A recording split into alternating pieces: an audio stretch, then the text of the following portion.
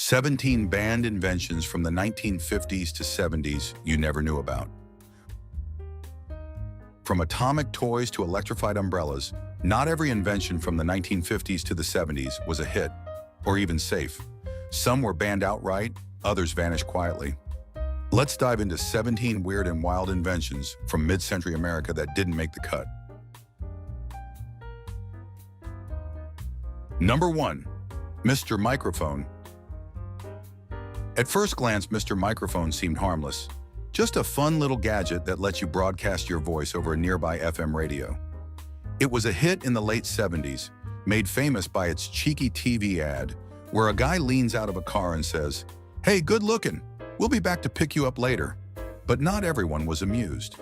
Teens quickly figured out how to hijack car radios or interrupt drive-in movie soundtracks, leading to mischief and complaints.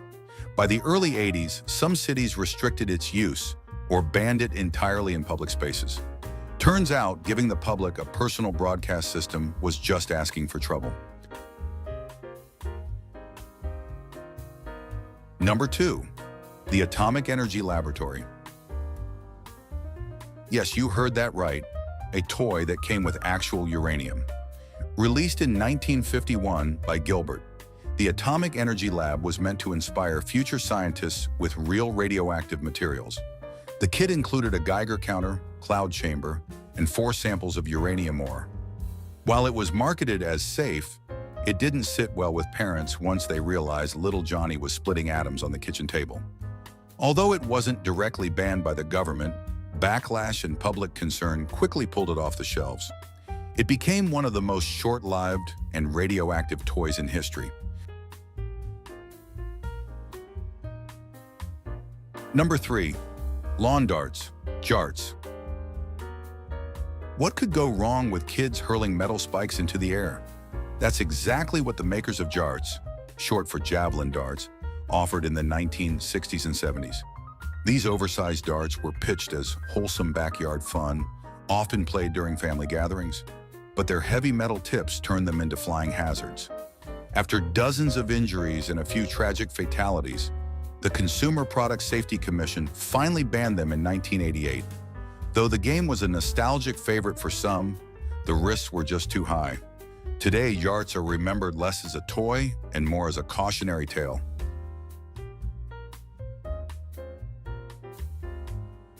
Number 4. The clacker balls. Simple, addictive, dangerous. Clacker balls took over playgrounds in the late 1960s and early 70s. 2 acrylic balls attached to a string were swung together until they rhythmically clacked, sometimes at eye level. While kids loved the challenge, parents and safety officials were less enthused. Some versions of the toy were made with brittle plastic that could shatter mid-clack, sending sharp shards flying. Reports of eye injuries and broken fingers led to their eventual removal from store shelves. They were never officially banned nationwide, but enough injuries piled up to turn clackers into a notorious symbol of toy-era danger.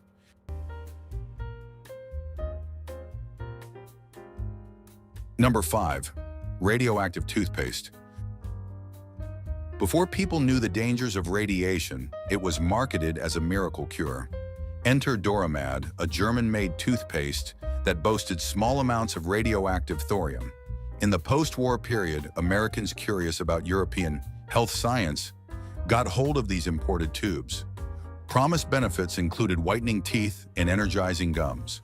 But by the 1950s, the atomic age had taught us better. Once studies linked prolonged radiation exposure to cancer and other health issues, radioactive products, including toothpaste, vanished quickly from circulation. It's hard to imagine now, but glowing teeth were once considered the height of hygiene. Number 6. The baby cage. Long before baby monitors and air purifiers, some city-dwelling parents had a different idea: hanging their babies out the window. Literally. The baby cage, popular from the 1930s into the early 1950s, was a wire box attached to the outside of apartment windows. It let urban infants get fresh air and sunlight, especially in cramped housing with no yard. Though it was marketed as healthy, The sight of babies dangling above traffic understandably raised eyebrows. Eventually, safety concerns and changing parenting norms led cities to ban them outright.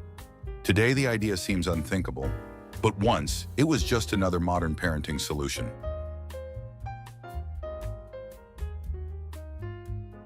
Number 7. Lead-based toy soldiers. Back in the 50s and 60s, toy soldiers weren't just plastic.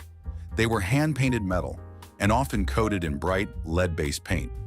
These miniatures were prized collectibles, but also silent hazards.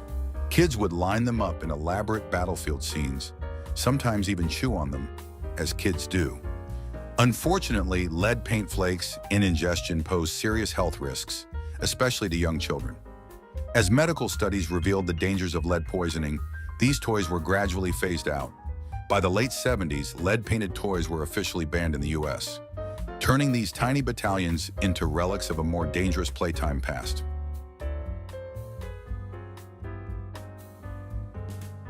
Number 8. The cane taser.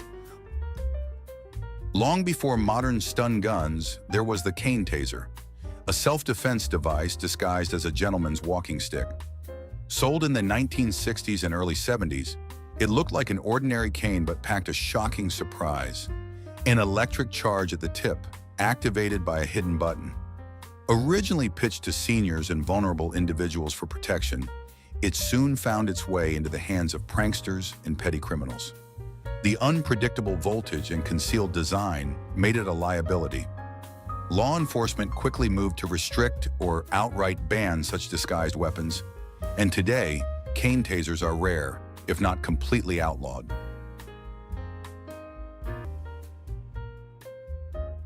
Number 9. The beauty micrometer. This odd-looking metal contraption looked like something from a sci-fi movie, but it was real. The beauty micrometer was invented in the 1930s to help makeup artists and plastic surgeons measure facial imperfections with creepy precision. It used hundreds of tiny adjustable pins to map every contour of the face. Though it wasn't banned outright, the device fell out of favor by the 1950s, as public attitudes shifted and women pushed back against extreme beauty standards. Today, it's a haunting relic of an era obsessed with perfection, down to the last millimeter.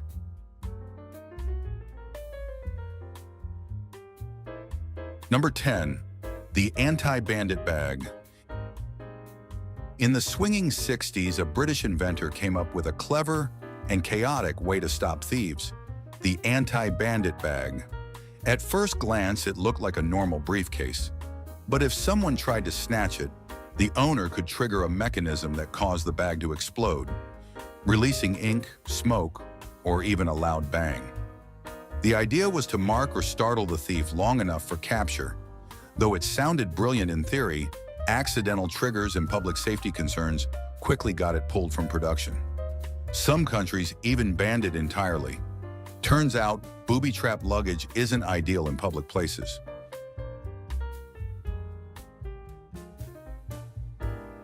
Number 11.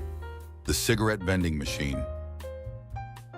Once a fixture in every diner, gas station, and bowling alley, cigarette vending machines were a symbol of grown-up cool. Just drop a few coins, pull a lever, and out came a fresh pack, no questions asked.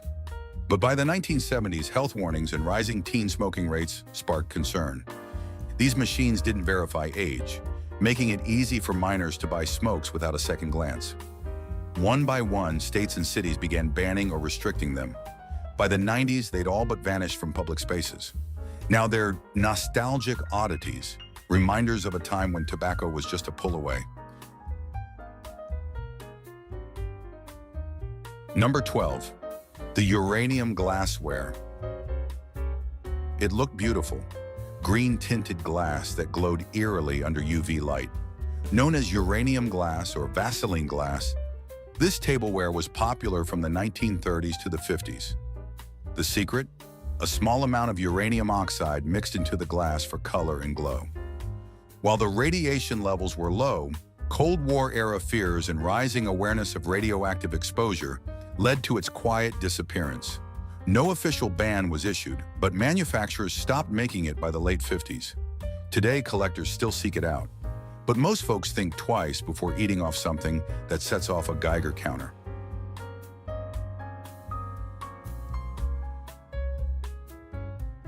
Number 13, the Shower Shock Caffeine Soap.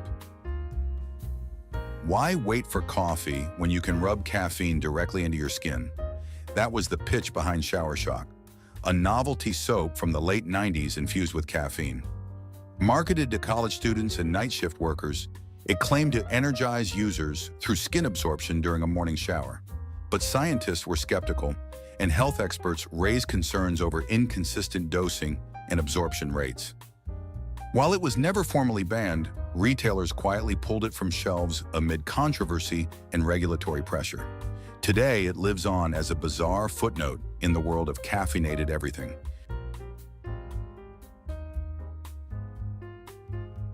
Number 14, the DDT fogger.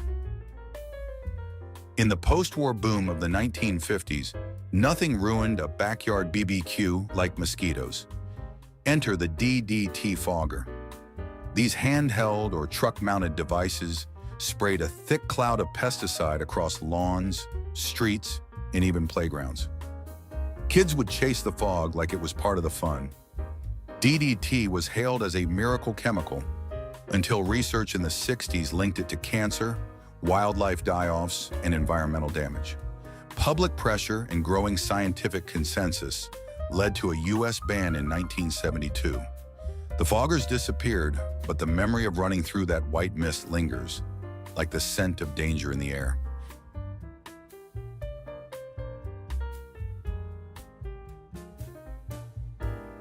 Number 15, the love tester machines. Tucked between jukeboxes and pinball machines, love tester machines added a cheeky thrill to 1950s arcades and diners. Drop in a coin, grab the handle, and let the lights tell you how hot your love life was.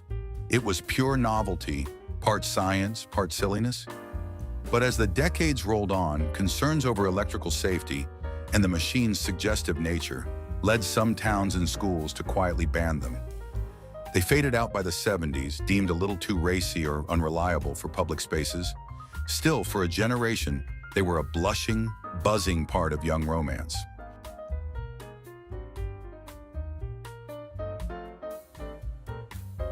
Number 16, the Quack X-ray shoe fitter. Believe it or not, shoe stores once had X-ray machines to help you find the perfect fit. In the 1940s and 50s, fluoroscope machines let customers peer at their feet inside the shoe, live and in glowing green. Kids thought it was cool. Parents thought it was high-tech.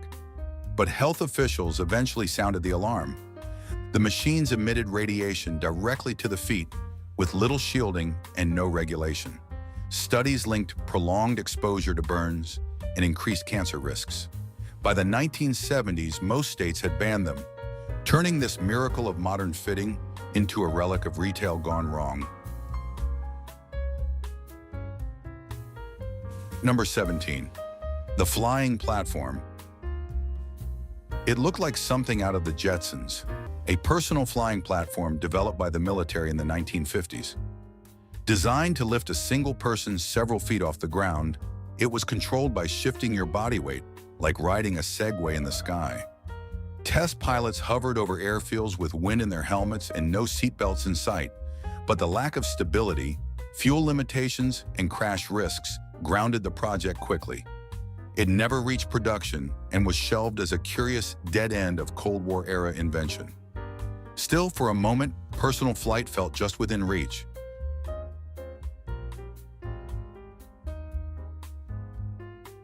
Some inventions were too wild, too weird, or just too ahead of their time. Others were simply unsafe and met the ban hammer for good reason. But each one tells a story, a glimpse into the hopes, fears, and creativity of a different era. Whether it was a radioactive toy or a love-testing machine, these relics remind us that progress isn't always a straight line. Sometimes it zigzags through trial, error, and a little bit of mischief. Thanks for taking this ride through the forgotten corners of mid-century innovation. Don't forget to like, subscribe, and share with someone who remembers.